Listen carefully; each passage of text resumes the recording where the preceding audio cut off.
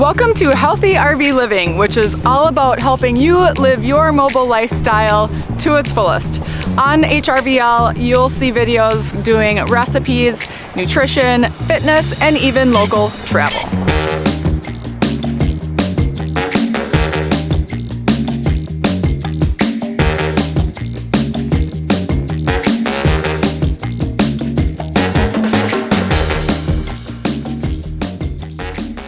Today we are on Shim Creek at Abundant Seafood in Charleston, more specifically Mount Pleasant, and we are so excited to be here. This is our first local feature. We are highlighting this company, Abundant Seafood, and we're gonna meet Captain Mark himself. So thank you so much to Mark and Carrie for having us here today. Let's go check out Abundant Seafood.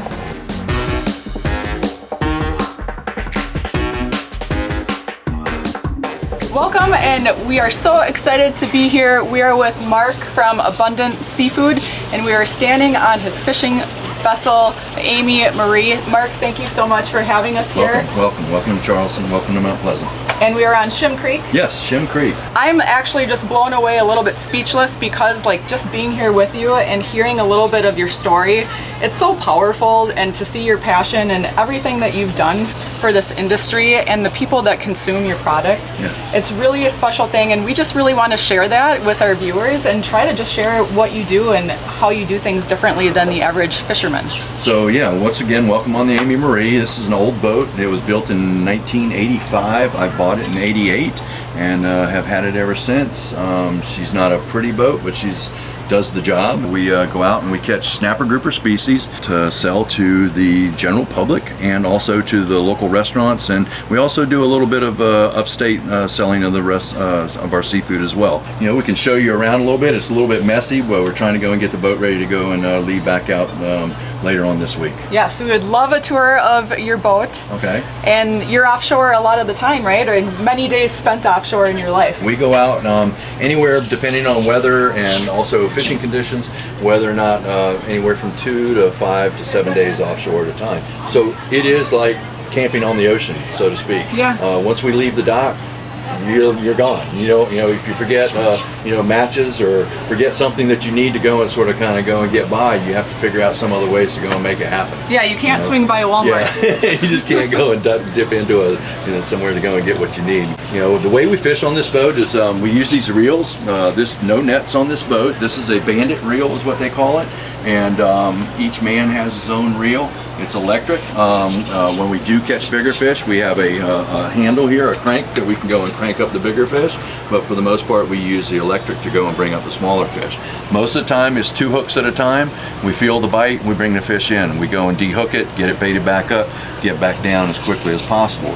Your bites might last a couple drops, or your bite might last for 2 or 3 hours. It just depends on what's down there and how they're chewing. We'll go and we'll process the fish once the bite ends, and that means going and gutting them, washing them, and packing them in our fish hold.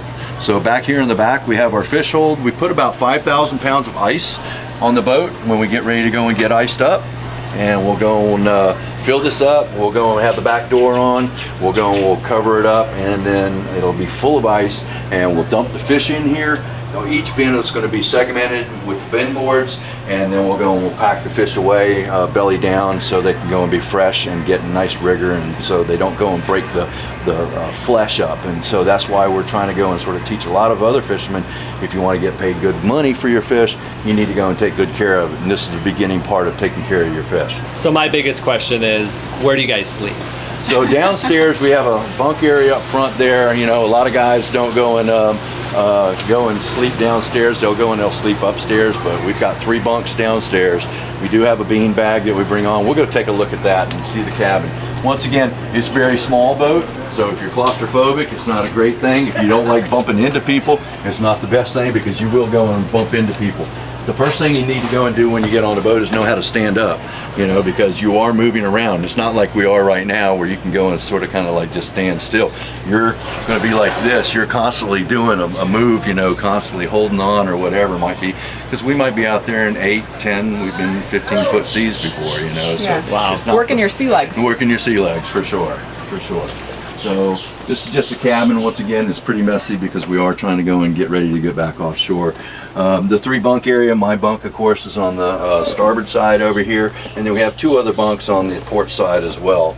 And once again, we'll bring bean bags up and stuff like that, and the guys will sleep on the deck or sleep over in this couch area. What might a good meal look like for you guys?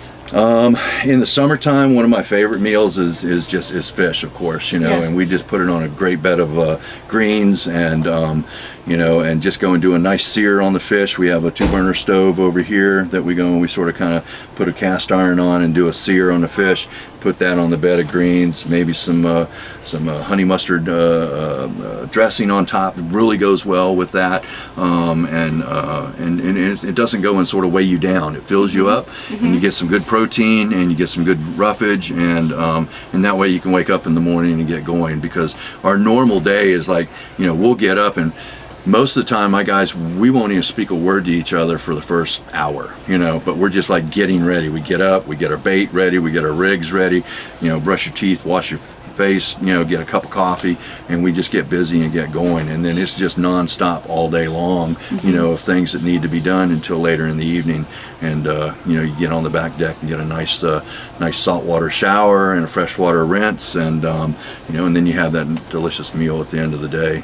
So I love talking about how you like to prepare the fish, and I'd love to hear some advice that you have for common people such as myself and Aaron. Maybe you didn't grow up around fish. Like, what's your advice on how to take that intimidation away from ruining what is an expensive cut of protein, and maybe some of the easiest ways that you recommend to prepare it to take that intimidation away? Well, I mean, like a lot of our chefs go and say, it's great to go and cook with fresh fish. So because if you get it fresh, then you don't have to do a whole lot to it. But the problem is that people don't know what freshness is in fish, and so seek out that fresh fishmonger, and ask other people in the locals, where do you go and get your fresh fish from? Being able to go and buy fresh seafood is so important for the beginning part of your meal, because then you know that, okay, it's fresh, I really don't need to do a whole lot to it. Salt, pepper, little olive oil, keep it simple. The kiss method. And keep it simple, stupid. And so and then you just go and you're done with it, and you go squirt a lemon over the top of it, and you get to taste the flavor of the fish. Don't hide the flavor of the fish if it's fresh. And so we've turned so many people back onto eating seafood as far as fresh fish as because of that. We've had people who were much older, and they got raised on seafood that wasn't very tasty or anything like that, and they didn't like it, and so now they're back on it again. Little ones, we've had toddlers who, when we started our CSF, who are now like, I don't want to eat anything but Captain Mark's fish. Which is awesome to go and see that, because we're like, boom, we got one, we hooked them, and stuff. And so it's important to, once again, if you're not catching it yourself, you really don't know, so you have to go and have a trust in your fishmonger. I love that. And that's exactly what we're trying to help promote, is for not only our viewers, but anybody, is to find that local source, the ultimate freshness, and really help, help support what you're doing, the mission that you're on, and have a better experience yourself. And we did hear, like, anytime you have a blackened piece of fish, it's usually not a good piece of fish if the chef needs to put the blackening all over it. Like, what are they hiding there? I'm definitely going to steal the KISS acronym from you too. Keep it simple, stupid. Simple, stupid. All right, Captain Mark, thank you for showing us your boat, and we would love to see where we can actually buy some of this fish and purchase it, and show others where they could come purchase. Well, we've actually got the dockside retail facility here at 248 Magwood Lane here in Mount Pleasant, and then we also have a new facility up in Park Circle, which is 4731 Mixon Avenue, and it's in North Charleston, and it's a full open retail facility where you can go in, and we have a lot of things displayed to where you can go and sort of kind of see it. So they are setting up, and they should go and be able to go and show us a few fish that we have available and what's going on, and go see what they have, what we've got today. Perfect. I'm getting hungry.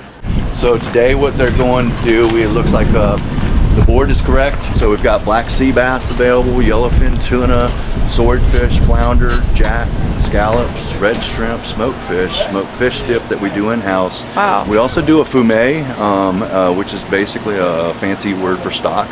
What's your favorite? You probably have a few. That's sort of kind of like what's your favorite child, Yeah. you know? But I mean, it just depends on how I'm going to go and cook it that day, you know? I mean, what do I want to go and do as far as, you know, cooking? If you're going to do a whole fish, I mean, black bass is delicious whole. It tastes buttery. You know, I like it pan-seared as well and crisp up that skin nicely. Of course, the yellowfin tuna, you can't go wrong with that. Doing some poke bowls. Don't go and get intimidated with that. If you get a nice fresh piece of tuna, you can go and sort of do about anything with it. Seafood, you know, like fish, can go and be eaten raw. You know, so if you don't cook it as much and you feel like you need to cook it more, you can put it always back on the grill or back on the cast iron to get a little bit more heat. You want to go and sort of kind of see the flesh become opaque. Okay, so almost like the white of this cooler instead of a clear color. So like you'll see fish a lot of times, it might not have that clear color to it. Well, then it might have already been sort of kind of tempted and gotten hot. So you might want to be a little bit standoffish, and don't go and be afraid when you go to your fishmonger, can I go and smell it? Okay. Now, I don't like to have people go and touch it. Let our our guys and our employees go and sort of kind of hold it up if they want to smell it or whatever. But for the most part, people who come back to us, they come back because they know they can get some fresh fish. Yeah. When you're buying fresh fish, like say today I want to purchase a couple different fish.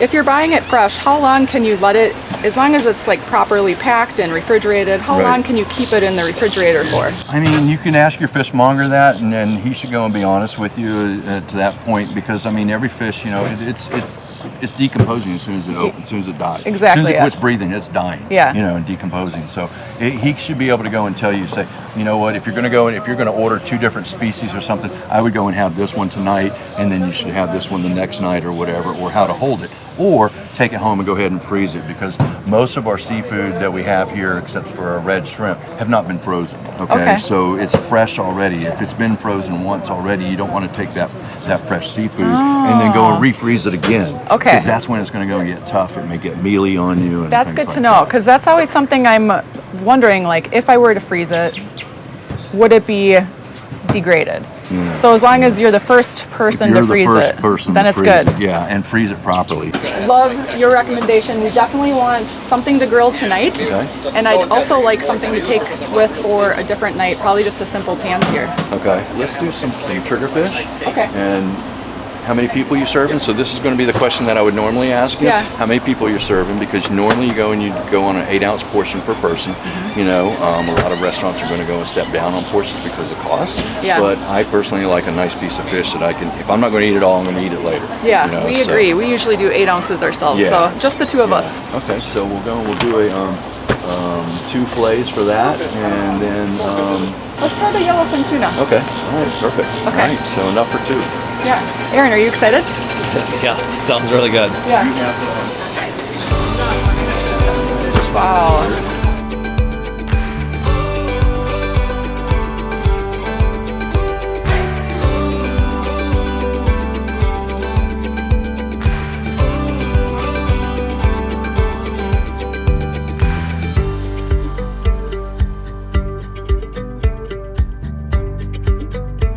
And for what I paid here, I just have to say, like, it's so worth it. So much cheaper than going to a restaurant. Yes. To get it yourself, prepare it at home, get a nice bottle of wine, pay half the price. And when you cook your food and you actually see the source of your food, you appreciate it so much more. So get out there, try things that you're not used to, go out of your comfort zone, and really just fall in love with the ingredients. And when you find quality people and quality ingredients, it just elevates your meal. Yeah, I mean, seek out the farmer, seek out the fisherman, you know, whatever it be, vegetables or whatever, you know, we're all in this together trying to go and figure out how to go and sort of get the best stuff to the public so they know what to go and expect next time they go to the restaurants. Yes, thank you. Thank you too. Enjoy your time. Thank you.